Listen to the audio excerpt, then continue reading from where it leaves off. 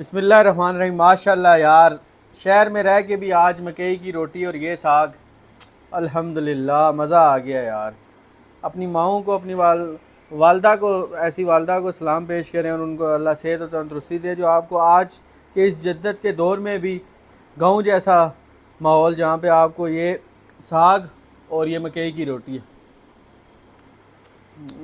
यकीन करें गाँव वाला मज़ा आ गया है। बहुत मज़े की है रोटी भी मकई की, और ये साग भी बहुत मज़े का है।